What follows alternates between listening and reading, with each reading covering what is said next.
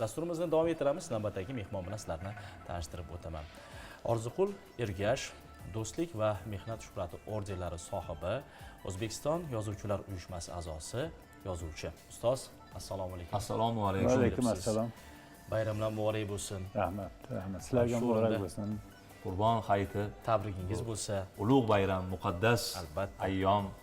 Bugun hammamiz shu bayram shukuhidamiz, to'g'rimi ustoz? Albatta. Butun xalqimizda bizni ko'rib turgan teletomoshabinlarni mana bugungi muqaddas bayram bilan, ruhoniyat bayrami bilan tabriklayman. Shu so'zimning avvalida shu bayramni, mana shu muqaddas bayramimiz haqida, ildizilar haqida ikki og'iz gapirsam. Marhamat. Ruxsat etsalaringiz. Marhamat. Qur'oni Karimda go'zal qissa bor. Ibrohim alayhissalomni kelgan vahiy haqida. Bilasizlar, payg'ambarlarning tushi vahiy hisoblanadi. Oddiy tush bo'lmaydi payg'ambar. Vahiy Allohdan keladi.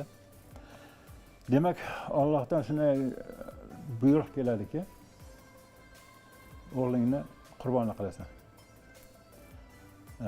Bu endi bir qarashda juda beshafqat buyruq.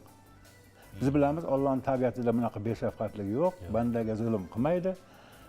Ammo lekin bu buyruqdan maqsad, lekin Alloh buyuryapti. 13 yoshli o'g'ilchasi bor. Uni juda keksa holida yoshida ko'rgan uni. Ismoil alayhissalomni. Shuni endi qurbonlik qilasan. Qilasiz degan buyruq keldi. Endi lekin shunday buyruq keldi va bu biz bilamiz, Ibrohim alayhissalomni Parvardigor olovdan asrab qolganlar. Shuni olovga tashlaganda olov ta'sir qilmagan u kishiga. Allohning buyrug'i bilan olovdan omon qolganlar. Lekin omon qolgan o'zini bandasiga, ya'ni payg'ambariga undan og'irroq bir ko'rgulikni buyuryapti-da Parvardigor. Ammo bunda maqsad bor edi. O'zini payg'ambarni sinovdan o'tkazish kerak edi. Ibrohim alayhissalom bu buyruqqa so'zsiz bo'ysundilar va sinovdan o'tdilar. O'g'illariga aytdilar, Ismoil alayhissalomga aytdilarki, shunday bo'layapti. Nima deysiz? Ota tushingizga kelgan Allohning buyrug'i, men sizni bajaring. Men roziman dedi. Va farzandlik burchini bajaradi. Va bu ham Ibrohim alayhissalom ham sinovdan o'tadi. Ota bola ikkalasi ham yaratganning sinovdan o'tadi. Bu go'zal qissaning davomini ko'pchilik biladi. Qurbonlik qilishga imkon bo'lmaydi, pichoq o'tmaydi va hokazo. Jabroil farishta orqali qo'chqor keladi qurbonlik qilishga. Endi e'tibor beringda. Bu qissada o'zi Qur'onda hamma narsa ramzlar, timsollar sifat bo'lib keladi-da, ishora bilan ko'p narsa. Xo'p, demak, juda beshafqatlarcha buyruq berildi va bular bo'ysundi va oqibat xayrli bo'ldi. Endi mana shu xayrli oqibatni ko'rib turibmiz. Mana 1,5 ming yildan beri Qurbon hayiti nishonlanadi. Va Qurbon hayitida qurbonliklar qilinadi. Qo'y so'yiladi, tuya so'yiladi, mol so'yiladi va bu so'yilgan mollarning go'shtlari tarqatiladi. Kimlarga?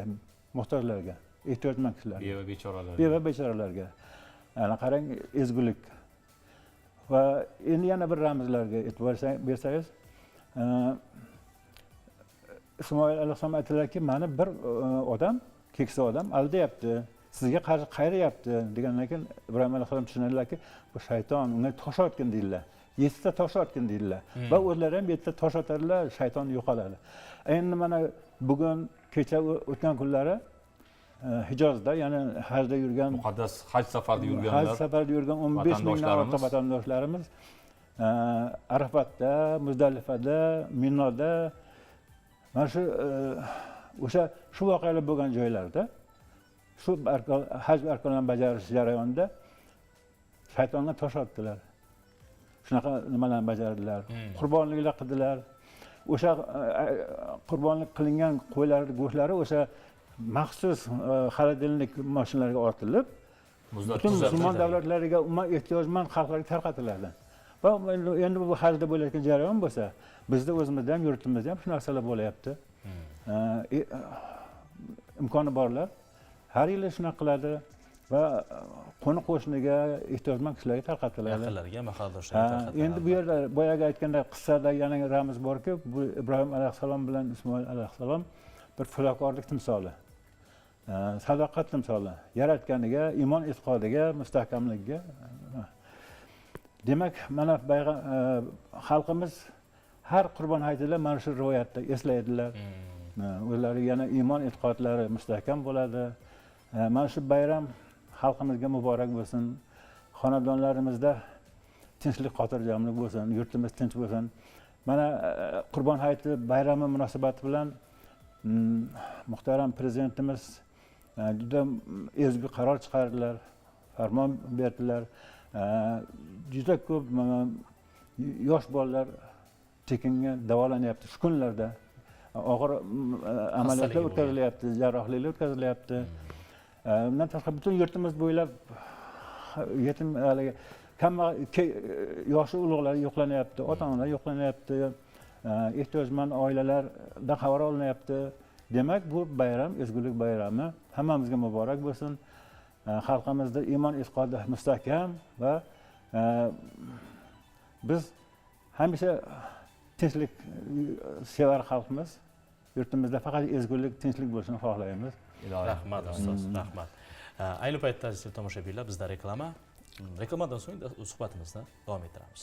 Aziz tomoshabinlar, biz dasturimizni davom ettiramiz. Ayni paytda mehmonimiz O'zbekiston Yozuvchilar uyushmasi a'zosi, yozuvchi Orziqul Ergash ustoz. Yana bir bor xush kelibsiz. Rahmat.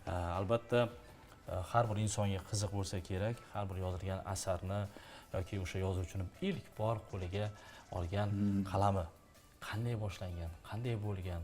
Keling bir tarixga nazar tashlasak. Albatta, har bir narsa ildizi bo'ladi. Ildizi bo'ladi. Masalan, yozuvchilikda haqida gapirganda ko'proq qon haqida gapirishadi. Qonda bormidi, ota-bobolaringizda bormidi degan gap bo'ladi. Endi men o'ylaymanki bo'lgan bu narsa. Bizning ota-bobolarimiz Samarqand shahrining Xo'jandi guzarida yashashgan. Xo'jandi guzar. Yani Toshkent, Samarqandda shunaqa guzarlar bor. Toshkentni guzar, Xo'jandi guzar, Zominni guzar, Urganchi guzar degan nimalar. Bu Xo'jandi demak, balki xo'jandliklar yashaydigan guzar bo'lishi mumkin. Shu yerda qatag'on yillari boshlanadi, 30-yillardan keyin. Va bizda Muhammadxon bobomiz surgun qilinadilar. Va ularning o'g'illari Shirinxo'ja, To'raxo'jalar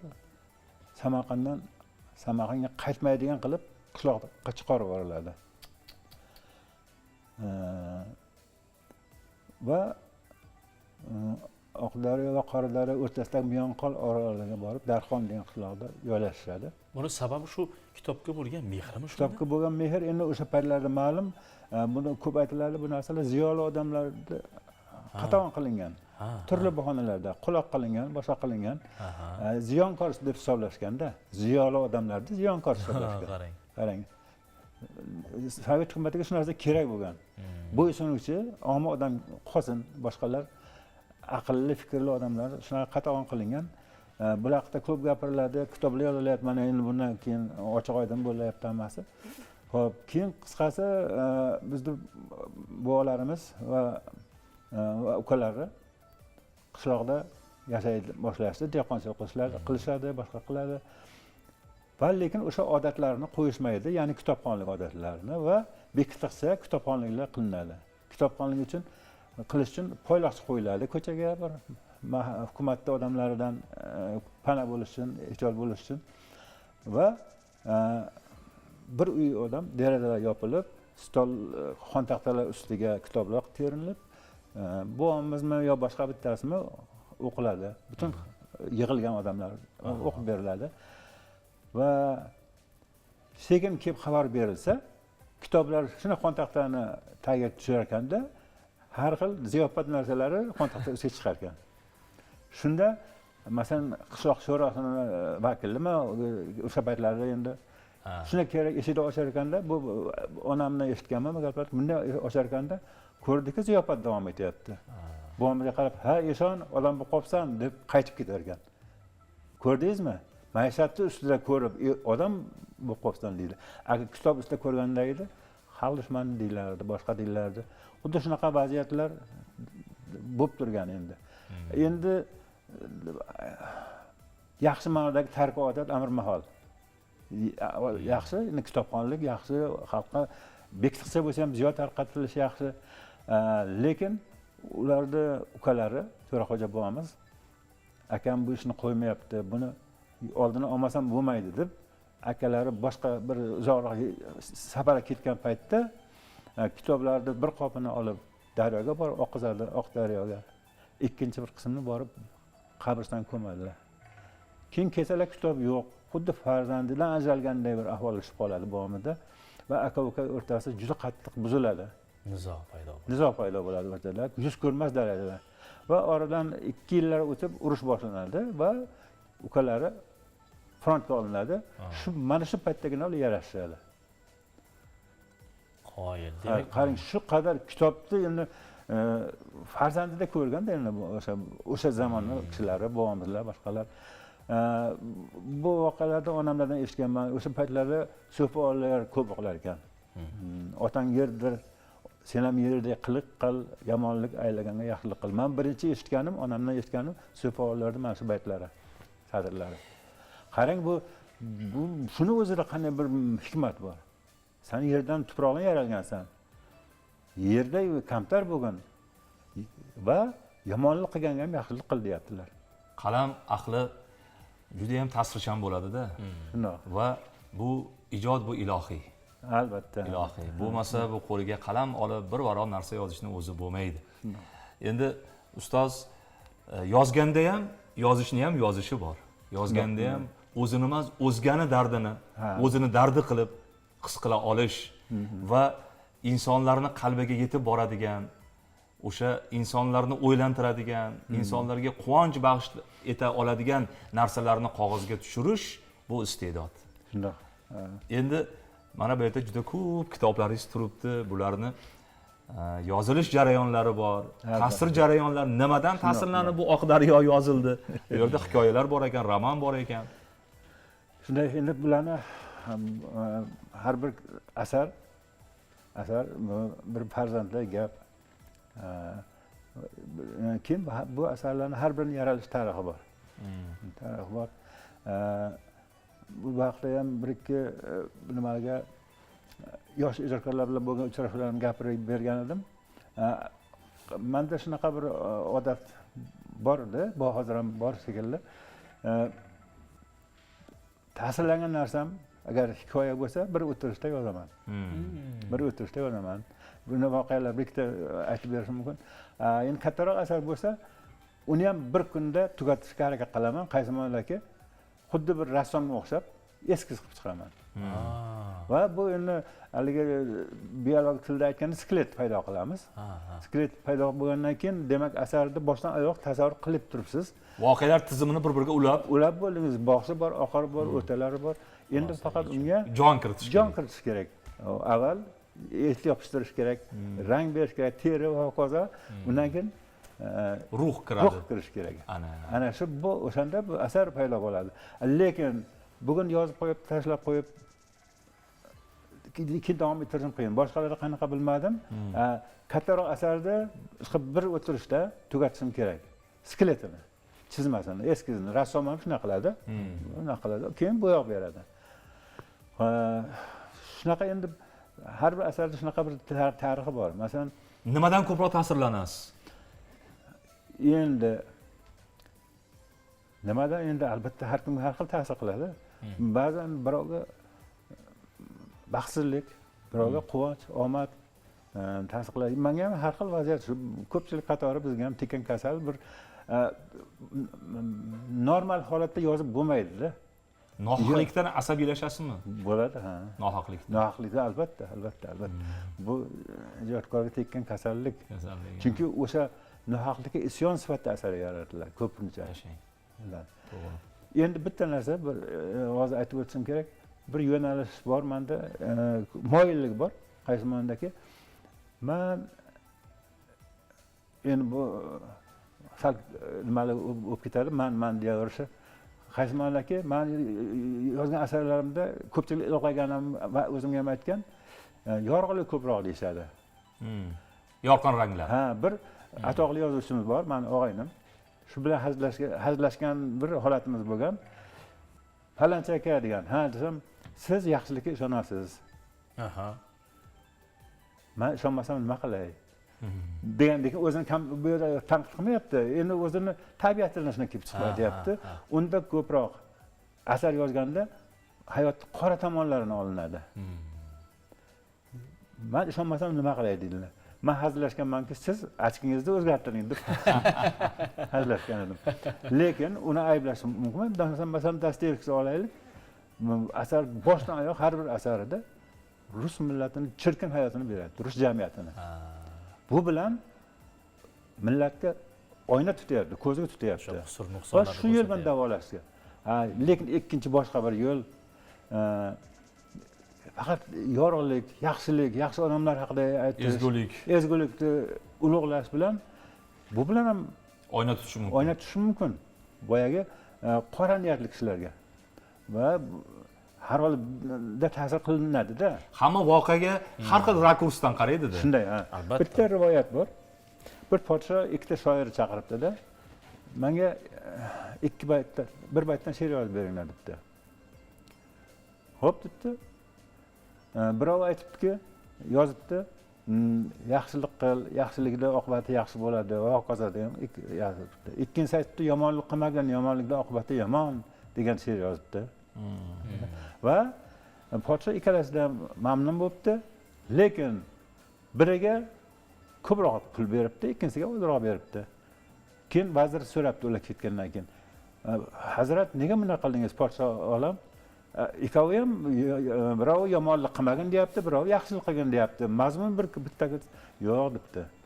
Yaxshilik qilgan deganda o'zi yaxshilik so'zi bor debdi. Yomonlikni tilga olmayapti debdi. Ana shunda fazilat bor. Shuning uchun men unga ko'proq pul berdim degan ekan. Boyagiday faqat qora tomonlarni, hayot qora tomonlarini tasvirlash ham o'rinli.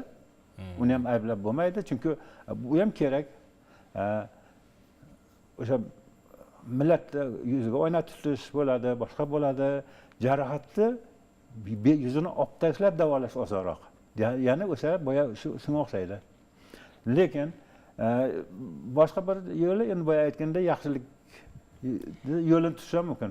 Shirin gapirib turib ham asal bilan ham davolasa bo'ladi. Yaxshisan desa yaxshilikka boraveradi. Bor narsa bu. Masalan, men televideniyada ishlagan davrlarimda yaxshi odamlar degan 10 qismli badiiy film, televizion badiiy film qildim. Yaxshi odamlar degan essay yozdim va o'zimni Toshkentga kelishim tarixi haqida. Keyin bir o'g'ay ona degan qissam bor. O'g'ay ona degan so'zda o'zida salbiy attenka bor, lekin undagi o'g'ay ona shunday darajadaki o'g'aylik qilgan o'sha o'zi kelib tushgan, kelin bo'lib tushgan xonadondagi kichkina kenjatoy 10-sinfgacha onasini begona ekanligini Bilmay o'sadi. Bilmagan. Ana endi bu haqiqiy, ko'rdingizmi? Mana ko'rdingizmi? O'sha demak bu tomon bilan ezgulikni targ'ib qilish bilan ham xizmat qilish mumkin ekan, ezgulik, yaxshilikka. Rahmat ustoz, salomat bo'ling, umringiz uzoq bo'lsin. Rahmat. Albatta siz bilan mazmunli suhbat qildik. Hali suhbatimiz albatta keyingi ko'rsatuvlarda davom etadi va tashrif uchun sizga o'z minnatdorchiligimizni bildiramiz. Rahmat.